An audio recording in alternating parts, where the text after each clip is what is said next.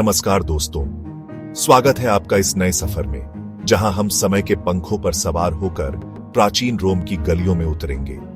कल्पना कीजिए, अगर आपका जन्म आज के समय में नहीं बल्कि उस दौर में हुआ होता जब रोम का साम्राज्य अपने चरम पर था, आपकी जिंदगी कैसी होती? क्या आप एक शक्तिशाली सेनापति होते या फिर एक साधारण किसान? क्या आप रेशमी वस्त्र पहनते या फिर खुरदरे ऊनी कपड़े डीडे? आपके सपने क्या होते? आपकी आशाएं क्या होती? आइए इस वीडियो में हम एक साथ इसी सवाल का जवाब तलाशते हैं। प्राचीन रोम की उस दुनिया में झांकते हैं जहां जीवन आज से कितना अलग था। प्राचीन रोम में आपका जन्म ही आपकी किस्मत लिख देता था। अगर आप एक पेट्रिशियन परिवार में जन्मे होते तो आप रोमन समाज के रईस और शक्तिशाली वर्ग का हिस्सा होते। आपके लिए राजनीति के दरवाजे खुले होते, आप विलासिता की जिंदगी जीते और आपके पास हर तरह के अधिकार होते। लेकिन अगर आप एक प्लेबियन परिवार में जन्मे होते तो आप साधारण लोगों में से एक होते जिनकी जिंदगी संघर्षों से भरी होती। आपको कठोर परिश्रम करना पड़ी देता और आपके अधिकार सीमित होते। और अगर दुर्भाग्य से आपका जन्म एक दास के रूप में हुआ होता तो आपकी कोई पहचान नहीं होती, आप सिर्फ अपने मालिक की संपत्ति होते। आपकी जिंदगी उनके हाथों में होती और आपको उनकी हर आज्ञा का पालन करना पेडी डिटता। यह असमानता रोमन समाज की एक कड़ेरदी सच्चाई थी। पैट्रिशियन, प्लेबियन और दास, ये तीन वर्ग रोमन समाज की नींव थे और इनके बीच की खाई बहुत गहरी थी। ये खाई शिक्षा, न्याय और यहां तक कि जीवन और मृत्यु के मामलों में भी साफ दिखाई देती थी। तो दोस्तों, सोचिए, अगर आप प्राचीन रोम में जन्मे होते तो आपकी पहचान क्या होती? आप किस वर्ग से ताल्लुक रखते? यह सवाल आपके जीवन की दिशा तय करता। प्राचीन रोम में शिक्षा का स्वरूप आपके वर्ग और लिंग पर निर्भर करता था। अगर आप एक धनी पेट्रिशियन एल डिडिडाह के होते तो आपको बेहतरीन शिक्षा मिलती। आपको दर्शन, साहित्य, इतिहास और राजनीति विज्ञान जैसे विषयों की शिक्षा दी जाती। आपको लैटिन भाषा सिखाई जाती, जो उस समय की सबसे महत्वपूर्ण भाषा थी। लेकिन अगर आप एक गरीब प्लेबियन या दास होते तो आपको शिक्षा का अवसर शायद ही मिलता। आपको बचपन से ही अपने परिवार का हाथ बटाना पीढ़ी देता और आपका जीवन कठोर परिश्रम में बीतता। एलडीडीकियों को, चाहे वो किसी भी वर्ग से हो, ज्यादातर घर के कामकाज सिखाए जाते थे। उनकी शिक्षा का उद्देश्य उन्हें एक अच्छी पत्नी और मां बनाना होता था। रोम में कामकाज के अवसर भी आपके वर्ग पर निर्भर करते थे। ज्यादातर लोग खेती बाड़ी या फिर छोटे मोटे व्यापार में लगे होते थे। कुछ लोग सेना में भर्ती हो जाते थे, जहां उन्हें रोमन साम्राज्य की सीमाओं की रक्षा करने का सम्मान मिलता था। लेकिन सेना में भर्ती होना खतरों से खाली नहीं था और कई सैनिक युद्ध में अपनी जान गंवा देते थे। प्राचीन रोम के लोग बहुदेववादी थे। वे जुपिटर, जूनो, मार्स, वीनस जैसे अनेक देवी देवताओं की पूजा करते थे। हर देवी देवता का अपना अलग अलग महत्व था और लोग अपनी मनोकामनाओं की पूर्ति के लिए अलग अलग देवी देवताओं की पूजा करते थे। रोमन लोग अपने देवी देवताओं को प्रसन्न करने के लिए मंदिरों में पूजा अर्चना करते थे, बलिदान देते थे और उत्सव मनाते थे। रोमन धर्म में अंधविश्वास का भी बड़ा महत्व था। लोग शगुन अपशगुन में विश्वास करते थे और कोई भी महत्वपूर्ण काम शुरू करने से पहले शगुन देखते थे। उदाहरण के लिए, अगर कोई पक्षी बाईं ओर से दाईं ओर उड़ता हुआ दिखाई देता था तो उसे शुभ शगुन माना जाता था। इसी तरह सपनों का भी बड़ा महत्व था और लोगों का मानना था कि सपने भविष्य की घटनाओं का संकेत देते हैं। धर्म रोमन जीवन का एक अभिन्न अंग था। यह लोगों को आशा देता था, उन्हें एकजुट रखता था और उनके जीवन को अर्थ प्रदान करता था। यह रोमन संस्कृति और परंपराओं का आधार था और इसने रोमन साम्राज्य के विकास में महत्वपूर्ण भूमिका निभाई। प्राचीन रोम में चिकित्सा विज्ञान आज के जमाने जितना उन्नत नहीं था। लोगों का जीवन प्रकृति के रहम ओ करम पर निर्भर था और बीमारियां होना आम बात थी। छोटी मोटी बीमारियों का इलाज जड़ी बूटियों से किया जाता था, लेकिन गंभीर बीमारियों का कोई कारगर इलाज नहीं था। सर्दी, खांसी, बुखार जैसी आम बीमारियों के लिए भी कोई कारगर दवा नहीं थी। संक्रमण जल्दी फैलता था और अक्सर जानलेवा साबित होता था। दांत दर्द जैसी आम समस्या भी घातक हो सकती थी, क्योंकि उस समय दांतों का इलाज संभव नहीं था।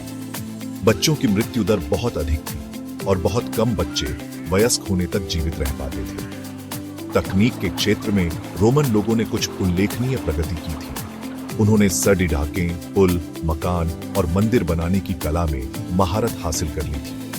उनके द्वारा बनाए गए कुछ इमारतें आज भी मौजूद हैं, जो उनकी स्थापत्य कला का प्रमाण है।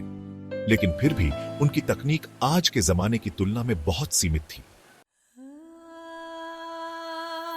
प्राचीन रोम इतिहास की सबसे महत्वपूर्ण घटनाओं का साक्षी रहा है। अगर आप उस समय में जीते होते तो आपको जूलियस सीजर के उदय और पतन, रोमन गणराज्य के अंत और रोमन साम्राज्य की स्थापना जैसी ऐतिहासिक घटनाओं को देखने का मौका मिलता।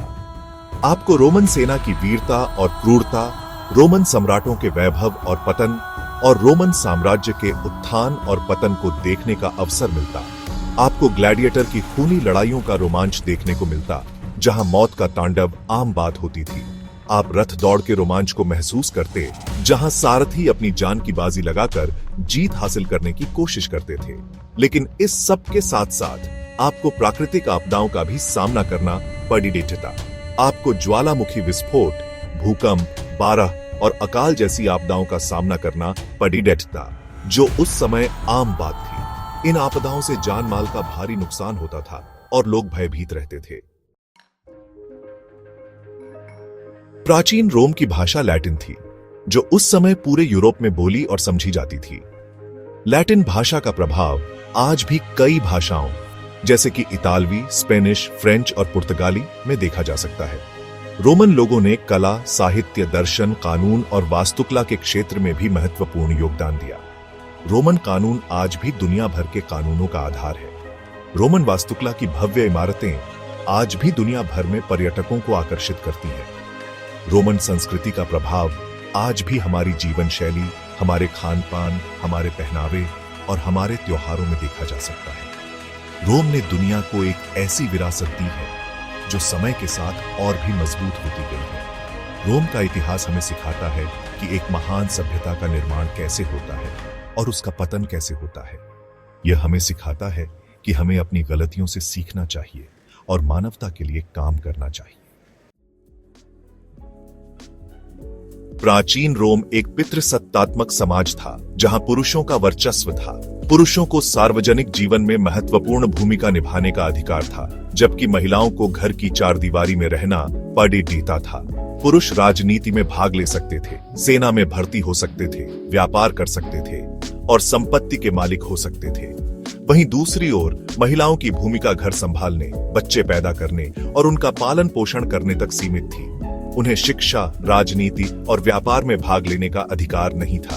उन्हें अपने पिता, पति या पुत्र की आज्ञा का पालन करना पड़ता था। हालांकि कुछ धनी और प्रभावशाली परिवारों की महिलाएं पर्दे के पीछे से राजनीति और समाज को प्रभावित करने में सफल रहीं।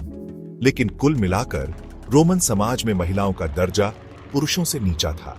उन्हें पुरुषों के बराबर अधिकार प्राप्त नहीं थे और उन्हें सामाजिक और आर्थिक रूप से पुरुषों पर निर्भर रहना पड़ता था।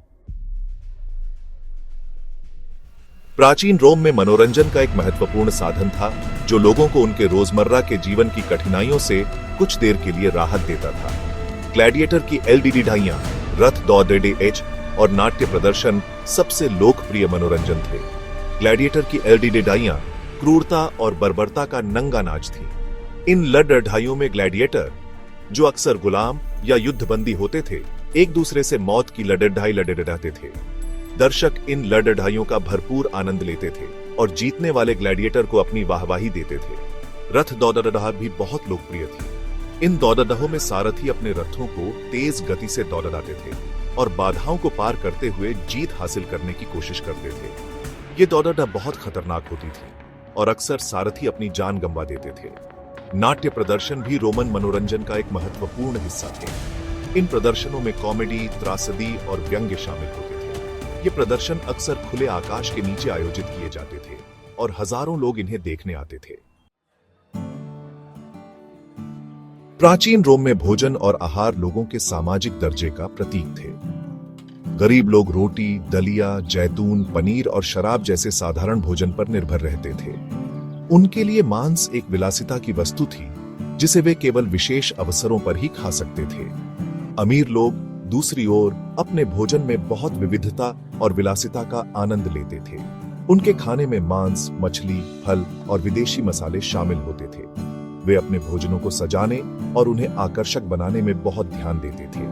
रोमन भोजनों में अक्सर कई प्रकार के व्यंजन होते थे और ये भोज लंबे समय तक चलते थे। भोजन रोमन समाज में न केवल पोषण का साधन था, बल्कि यह सामाजिक मेलजोल और प्रतिष्ठा का भी प्रतीक था।